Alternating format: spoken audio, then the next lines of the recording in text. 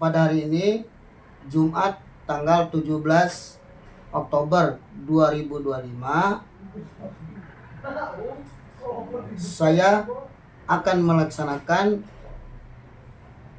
uji kinerja di Madrasah Sanawiyah 1 Subang dengan materi sejarah peradaban Islam. Pada hari ini Jumat tanggal 17 Oktober tahun 2025 saya akan melaksanakan uji kinerja di MTS Negeri 1 Subang di kelas 7E dengan materi sejarah peradaban Islam. Terima kasih, selamat menyaksikan.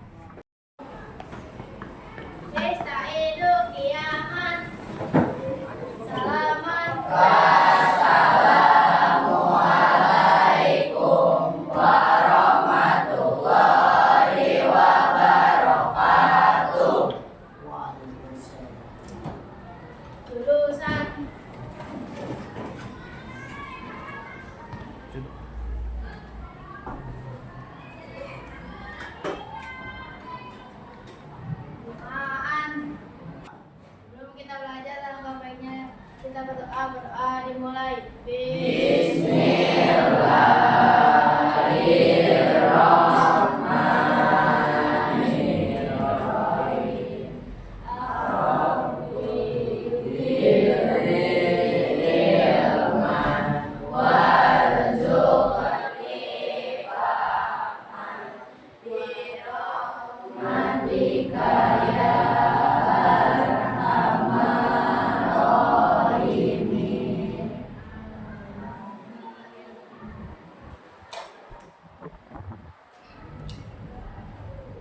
Baik, bismillahirrahmanirrahim. Assalamualaikum warahmatullahi wabarakatuh.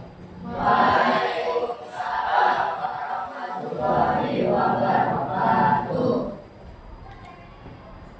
Sebelum kita memulai pelajaran, terlebih dahulu absen dulu nama-nama daripada yang ada di sini.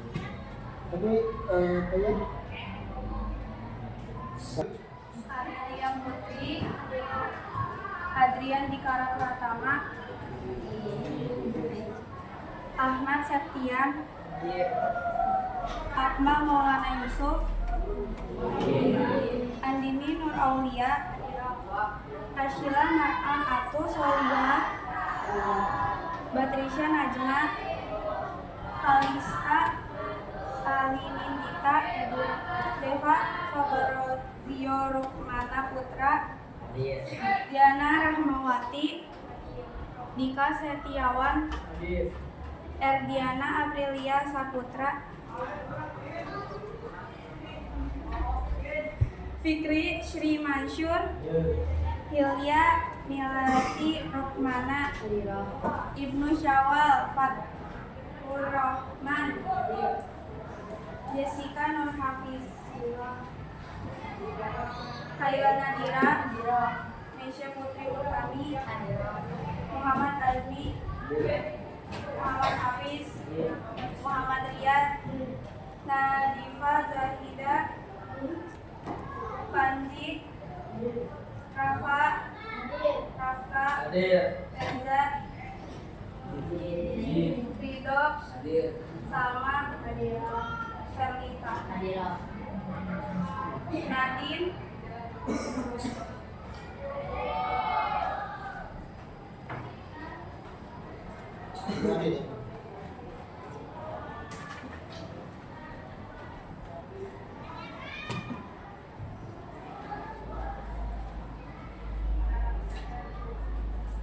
untuk kelas 7 semua hadir ya. Hadir semua enggak? Yang tidak hadir siapa aja? Reza.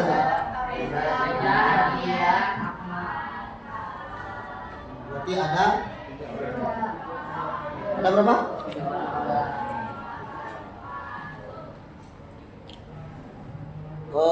Materi kita hari ini adalah berkaitan dengan sejarah peradaban Islam.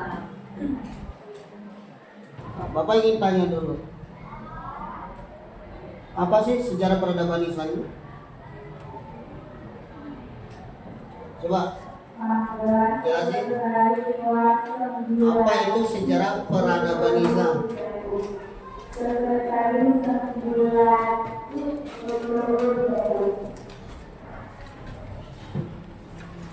Sejarah peradaban Islam adalah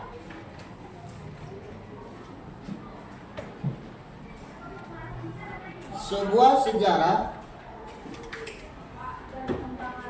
dan perkembangan terhadap nilai-nilai Islam pada masa itu. Nah, Islam sebelum Nabi Muhammad itu datang, sebelum Nabi Muhammad diturunkan, Rasulullah diturunkan, atau pada masa Nabi Ibrahim alaihissalam, itu memang sudah ada lebih dulu Islam itu sendiri. Hanya saja bagaimana peradabannya. Kalau dulu orang masih dalam statusnya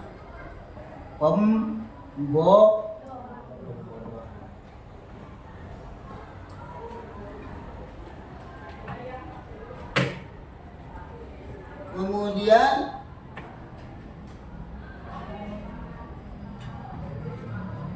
pada masa itu juga, ini nomor satu ya, nomor satu itu Islam itu rakyatnya masih dalam status jahil. Ini pelajaran lama ini. Udah pernah dipelajari kan ini? Hanya Bapak mengulangi kembali. Kalian punya nggak catatannya? Hah? Ada? Ada benar atau ada hanya sekedar bilang ada? Ini Bapak tidak akan melanjutkan materi yang kemarin-kemarin sudah diberikan oleh Ibu Hajar Nom. Karena saya ingin tahu kepada anak-anakku sekalian, sudah benar-benar memahami atau paham benar tentang nilai-nilai Islam dalam konteks ditinjau dari dalam konteks sejarahnya gitu. Jadi Islam itu datangnya dari sananya dari masa atau ketika masa Nabi Ibrahim alaihissalam sampai Nabi Muhammad sebagai Nabi akhir zaman, ada perkembangannya. Masa kebodohannya itu masa kebodohannya umat Islam pada saat itu adalah atas kejahilan daripada umat Islam sendiri. Bukan umat Islam sih, umat pada masa itu. Jahiliyah itu luar biasa. Apa sih arti jahiliyah itu? Paham? Pertanyaannya, beda sekarang banyak nggak umat orang-orang jahiliyah sekarang? Ada nggak? Kira-kira ada nggak? Hah? Ada? Di mana adanya?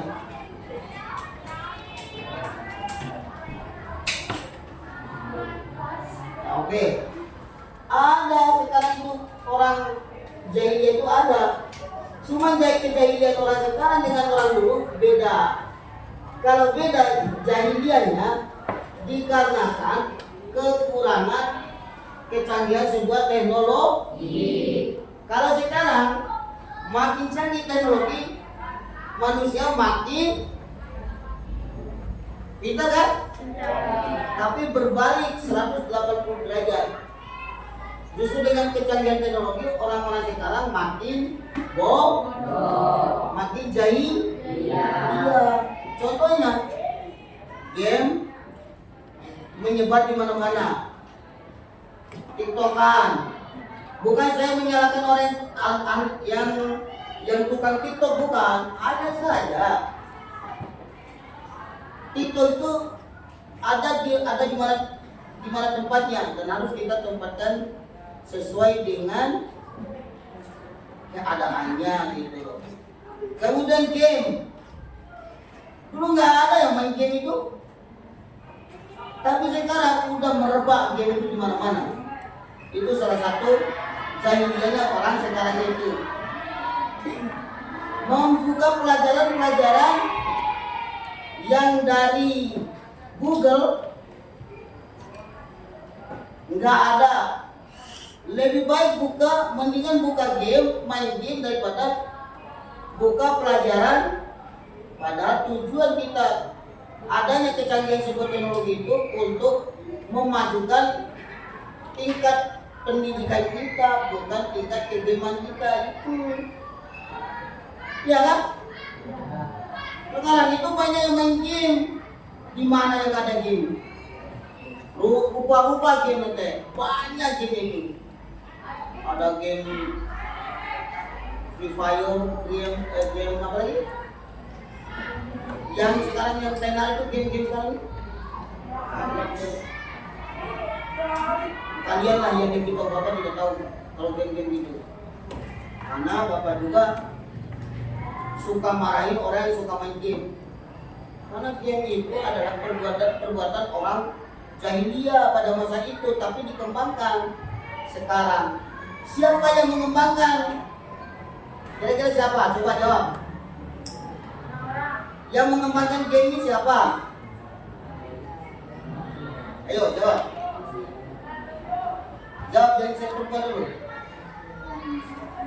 Yang mengembangkan game-game sekarang ini orang pintar, orang bodoh. Orang pintar tapi bodoh. Nah, beda nggak orang bodoh dengan orang pintar? Beda. Bedanya di mana? Bedanya di mana? Katanya tadi orang pintar dengan orang bodoh beda. Itu pertanyaannya bedanya di mana antara pintar dan bodoh itu?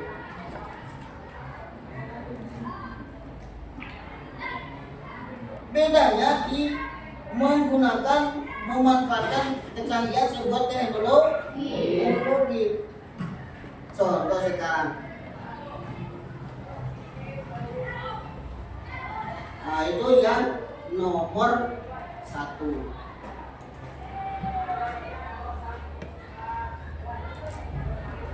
Nah, yang nomor 2.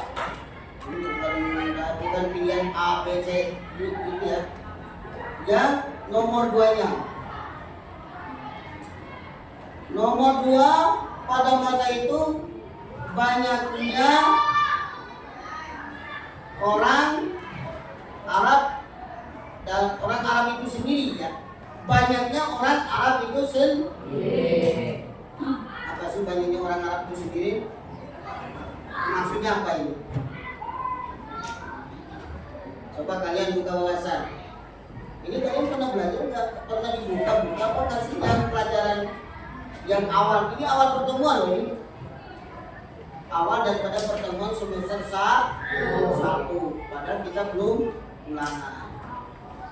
Tapi materinya saya ulang kembali, membuka kembali ingatan wawasan kalian sehingga menjadi kalian paham benar terhadap mata pelajaran sejarah kebudayaan Islam alias Islam. Ini SKI masih sejarah bukan?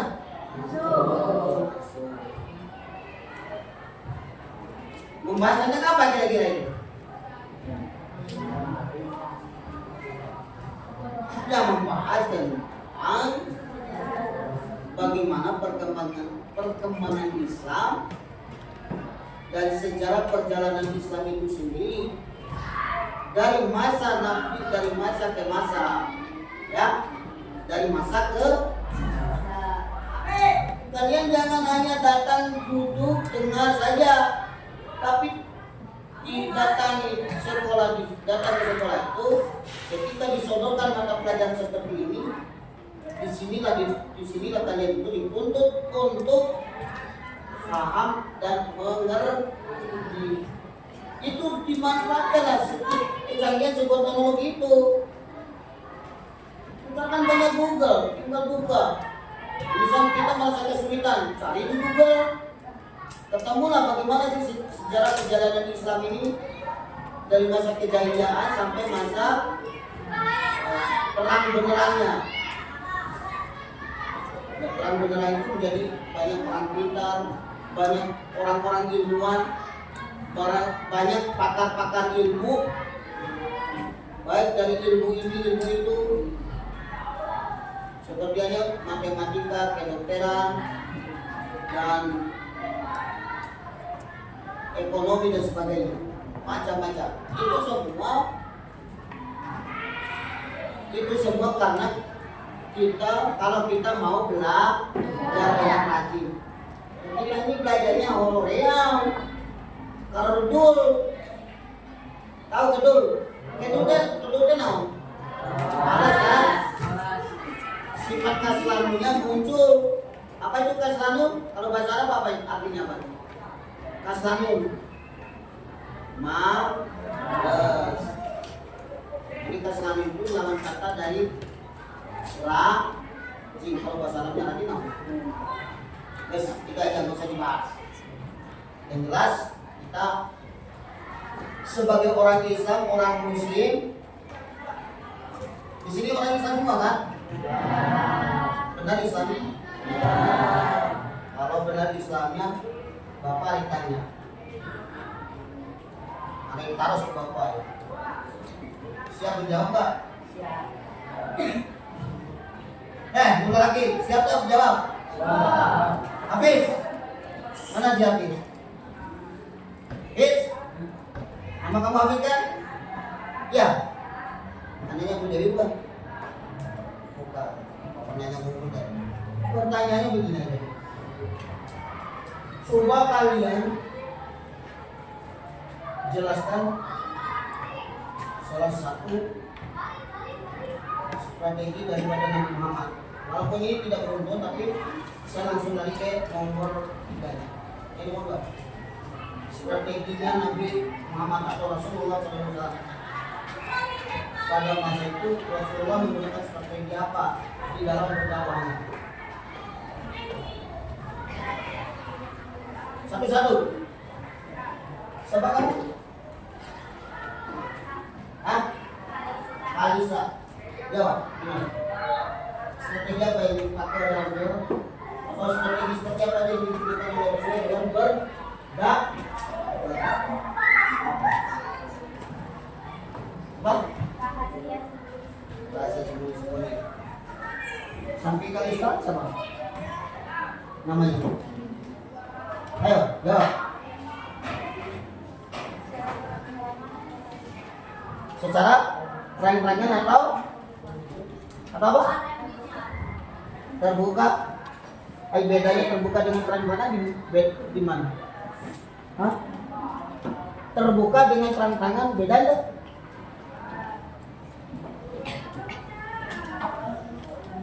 Ya? Itu sama aja tuh. Terang-terangan dengan terbuka. Nah, itu sama artinya. Hanya beda redaksi bahasanya saja. Nabi Muhammad itu atau Rasulullah SAW menggunakan strategi seperti apa sih dalam berdakwahnya? Itu pertanyaan Bapak.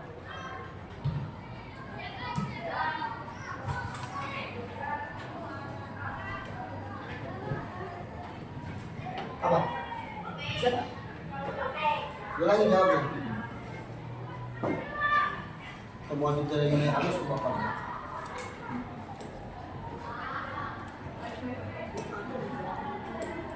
Bisa? Dan baru ditulis loh. Ya udah kalau begitu saya suruh jawab dulu, nanti kalian tulis. Kamu apa? Jangan ketawa, nanti aja ketawanya. Itu senyum membawa maut. Apa strategi yang dipakai oleh Rasulullah ketika berdakwah?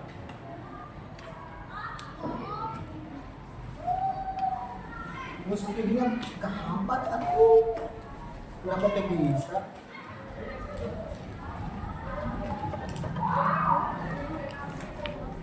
Bisa nggak? Saya buka wawasan dulu. Kamu strategi yang dipakai oleh Nabi Muhammad.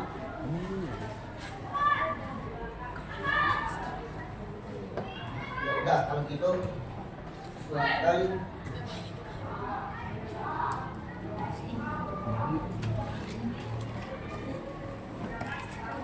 Kamu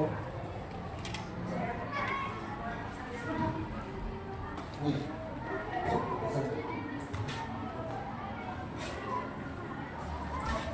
Langsung di materi.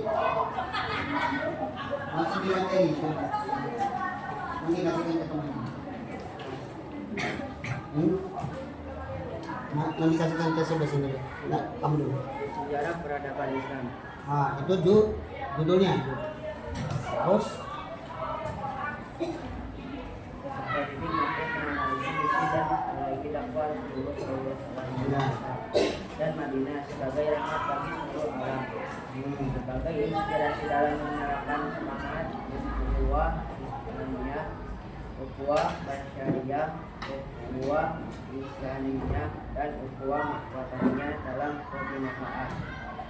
Tujuan pembelajaran: A. Melalui pembelajaran penyikapan peserta didik dapat menceritakan misi Nabi Muhammad SAW itu misi dalam dakwah ya. sebagai Pertanyaan Bapak tadi, Rasulullah Shallallahu Alaihi Wasallam, Nabi Muhammad kita, Nabi kita itu, di dalam berdakwahnya beliau menggunakan strategi seperti apa? Itu pertanyaan.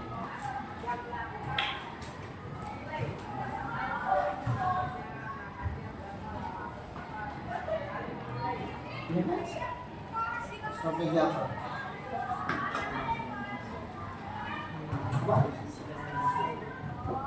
Secara tersembunyi dan terang. Apa tadi? Jadi Rasulullah Shallallahu Alaihi Wasallam di dalam menggunakan strategi dalam berdakwahnya adalah beliau menggunakan dua strategi. Strategi pertama adalah strategi dengan secara tersembunyi. Strategi kedua secara pertanyaan lagi, kenapa menggunakan dua cara itu? Kenapa beliau menggunakan dua cara itu? Kira-kira kenapa? Ayo, wawasan kalian harus dibuka, harus tahu. Karena dengan menggunakan rahasia atau tersembunyi, dikhawatirkan orang-orang itu atau orang-orang jahiliyah itu tidak semuanya menerima apa yang disampaikan oleh Rasulullah. Setelah beliau atau Nabi Muhammad mendapatkan banyak yang menganut, yang menerima ajaran daripada beliau, barulah berlaku strategi secara terang. Paham? Ngerti enggak? Ingat? Kalau benar ingat, tentu bukan saya masih kuno ya. Saya belum masuk jam, dikasih jam di situ. Tapi cepat atau lambat kalian kalau udah kelas 8 kemungkinan akan saya pegang lagi SK ini. Apa tadi? Yang Bapak bahas tadi apa? Kalian harus saya bongkar ingatannya itu, ingatannya lemes kering. Tadi Bapak bahas apa nih? Strategi dakwah Nabi Muhammad. Pertanyaannya, apa itu strategi?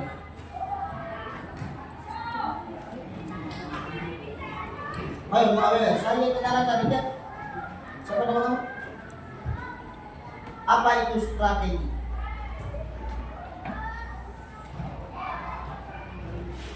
Kita harus tahu loh, strategi itu apa? Apa? Menurut kamu? Kan bahasa lah, oke? Semuanya tidak ada yang belum tentu semuanya benar. Bapak ingin tahu aja strategi itu apa? Pertanyaan Bapak gitu aja. Hah? Apa? Masalah itu gak usah takut.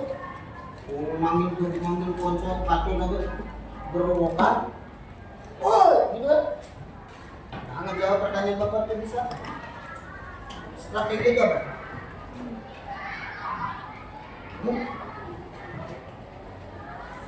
Kamu apa? Menurut kamu strategi ada apa? Tapi kan Bapak udah jelasin strategi. Itu strategi secara kesembunyi-sembunyi itu salahnya.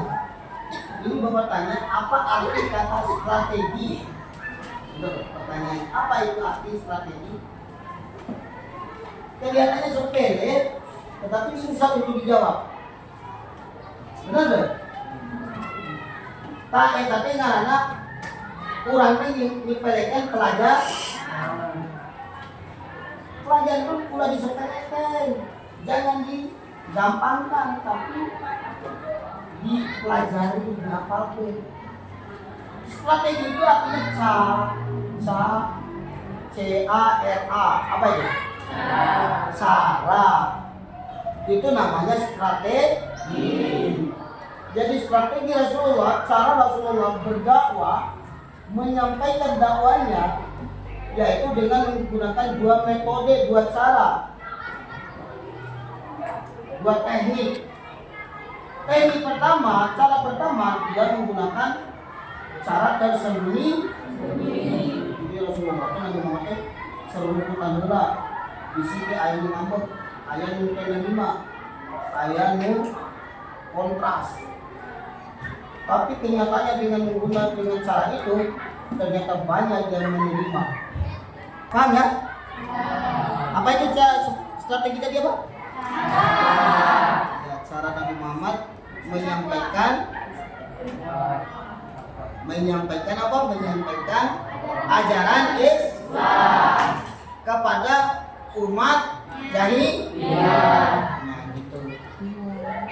Jadi kesimpulan dari apa yang kita pelajari hari ini, satu, kita jangan takut apabila ada tantangan apa sebenarnya loba nu ngahalangan. Manepis untung loba ngomong, mana serangan bisa. Itu jangan takut, sampaikan. Dan kata hadis juga begitu. Balighu anni walau ayat. Jangan sampaikanlah walaupun satu kata, asalkan katamu itu adalah suatu kebenaran. Itulah jadi kalian sekolah di MTS, lain kita sekolah datang balik jajan di warung PIS, jangan, bukan seperti itu modelnya. Tapi apabila ada teman kalian yang salah, sampaikan. Walaupun teman kamu merenang dan mau menerima, pekan mana sorangan, biarkan itu apa-apa, nggak usah didengar. Tapi yang penting kalian menyampaikannya. Balighu anni walau apa itu?